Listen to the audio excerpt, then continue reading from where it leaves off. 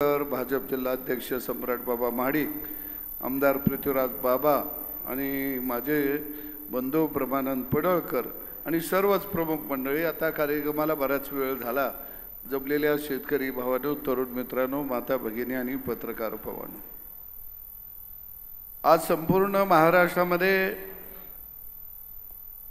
राज्याचे मुख्यमंत्री देवाभाऊ यांचा वाढदिवस संपन्न होत आहे.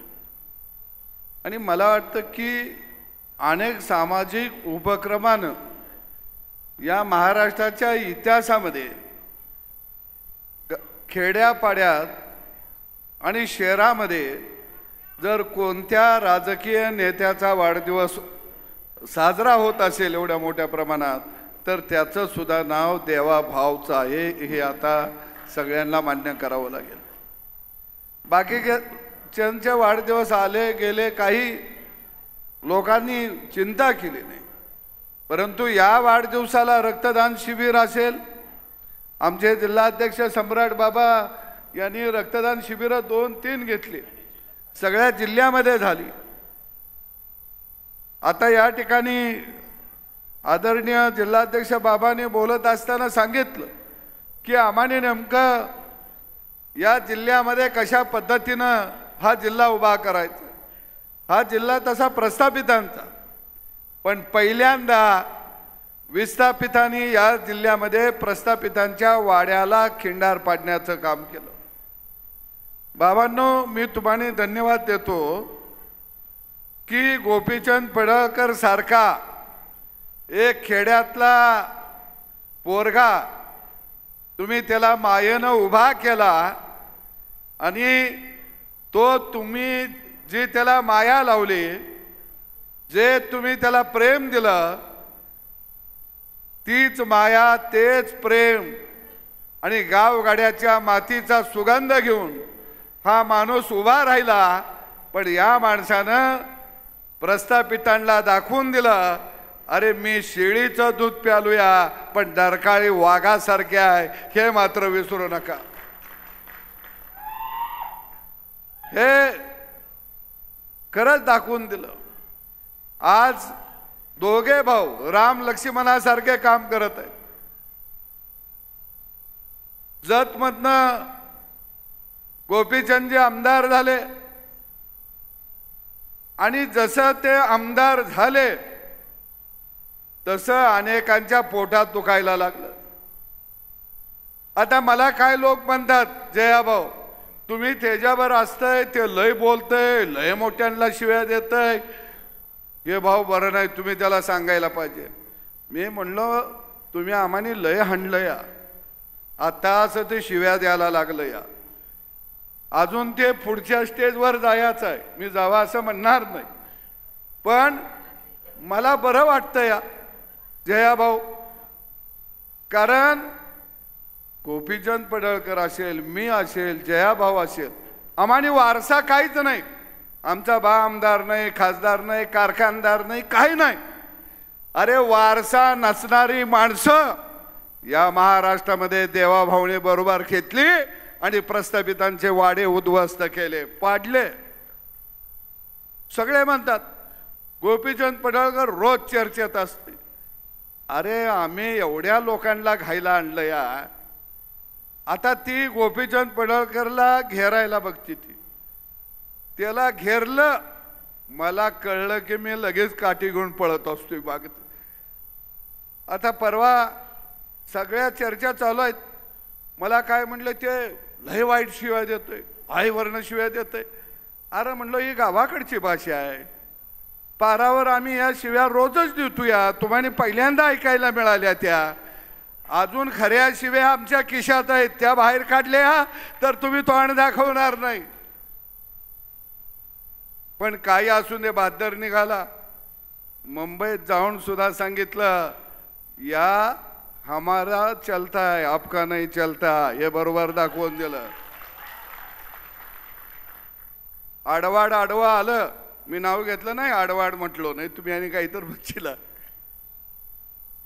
अरे हे म्हणतात ह्याला सत्तेचा माज झाला. अरे 50 वर्ष सत्तेचा माज तुम्हाला आलेला होता आणि तो सत्तेचा माज खानापूर आटपाडीतला एक तरुण पोरगा उतरत होता, हा खऱ्या अर्थानं इतिहास लिहिला जाणार आहे. जयाभाऊ मंत्री झाल्याबरोबर भाऊच्या सगळी गडी जागे झालं. जागे कोण झाली? जे 50 वर्ष सत्तेत होती ते सगळे चक्रव्यूह करायला लागले. सगळ्यांनी घेरायचा प्रयत्न केला. अरे जया भाऊ असेल, गोपीचंद असेल, मी असेल, आम्ही पहिलंच फाटकाय, आमचं काय फाडणार आहे? पण तुमचं आम्ही जर फाडायला लागलो ना तर तुम्हाला तोंड दाखवायला जागा राहणार नाही. तोंड दाखवायला. आणि म्हणून इथं जमलेल्या सगळ्या शेतकरी भावांना, माय माऊलीला सांगतो की गोपीचंद पडळकर हा एकटा नाही, या महाराष्ट्रातला बहुजन समाज हा गोपीचंद पडळकर यांच्या खांद्याला खांदा लावून उभा आहे. आता काही लोकांना वाईट वाटत असेल, ते लय तोंड सोडायला लागलंय. अरे तुम्ही 50 वर्ष सोडलं, आता खमक्या कुठंतरी उभा राहिला, तुम्हाने सडेतोड उत्तर द्याला. आणि म्हणून निश्चित मी गोपीचंदला धन्यवाद देतो. रात्रंदिवस धावणारा हे एक युवा नेतृत्व या महाराष्ट्रामध्ये बहुजन समाजाचं आलं. आमच्या बरोबर आदरणीय भाऊ हे खांद्याला खांदा लावून उभा आहेत. आमचं तर तिघ चौघा आहे आम्ही. असा सुगाव कुठं काय लागला की आम्ही लगेच हातात हात घालतो. अरे कुणाला, आता मी बातमी ऐकली भाऊ, 2 दिवस चालली, 6 मंत्र्यांच्या विकेट उडणार. या आत्ताच्या कलियुगातल्या संजयला स्वप्न पडलं. तो काही महाभारतातला नाही. मला एक कार्यकर्ता आला आणि म्हणला सकाळी भाऊ उठ, 6 मंत्र्यांच्या विकेट पडणार. अरे म्हणलं तू ऐकलंस कुठं? म्हणला टीव्हीवर.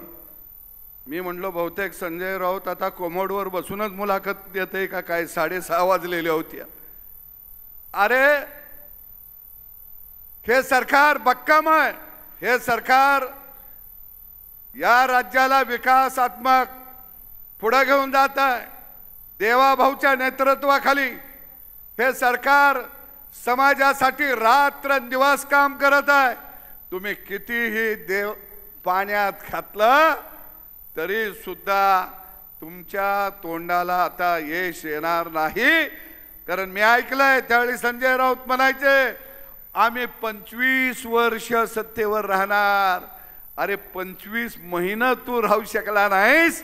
आणि म्हणून मला खात्री आहे की देवाभाऊचं सरकार, मी 25 म्हणणार नाही, पण पुढच्या वेळी सुद्धा देवाभाऊचं सरकार या महाराष्ट्रामध्ये सत्तेवरती असणार.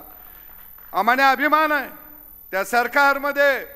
एक बहुजन समाजातला 18 पगड जातीतला एक सामान्य व्यक्ती आज तिथं मंत्री म्हणून आज त्या सरकारमध्ये काम करत आहे. सातारा जिल्ह्यामध्ये अनेक प्रस्थापितांना जयाभाऊला घेरण्याचा प्रयत्न केला, पण एक सामान्य कुटुंबातलं पोरगा, दुष्काळ पट्ट्यातलं पोरगा नुसतं मंत्री झालं नाही तर ग्राम विकास खात्याचं मंत्री झालं. अरे हे देवाभाऊचे शेण आहे. अशी माणसं देवाभाऊनं जपली आणि अशी माणसं जपली म्हणून बाबा पडळकर असेल, भाव असेल, मी असेल, आम्ही राजकारणामध्ये टिकलो. नाहीतर बाबा सदाभाऊ दुसऱ्यांदा दिसला असता का?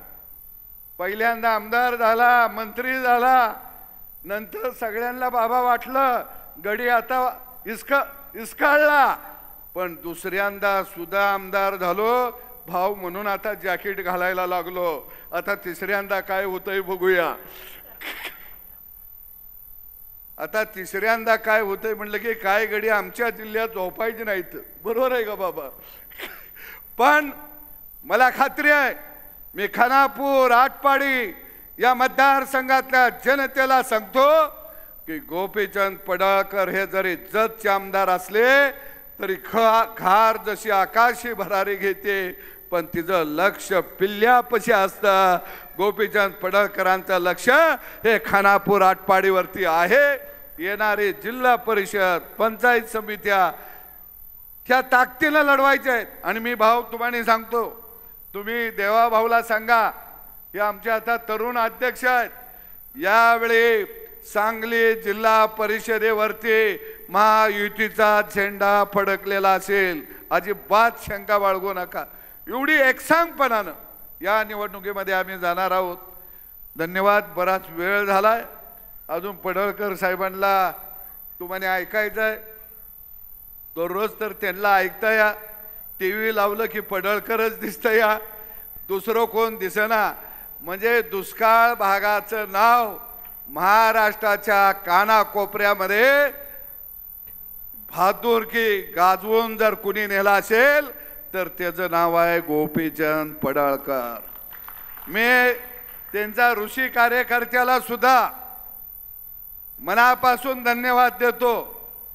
का आता काय म्हणतील सदाभाऊ त्याचं कौतुक करत होते.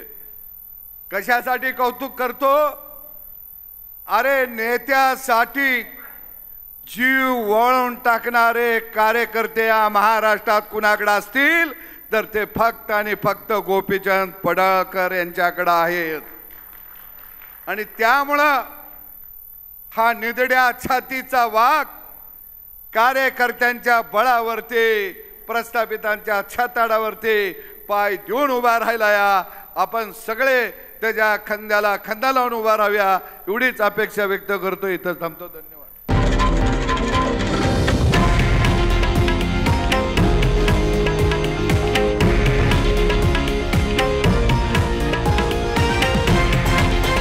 हे आहे देशातील नंबर 1 न्यूज नेटवर्क आणि आपण पाहत आहात TV9 मराठी, एकमेव.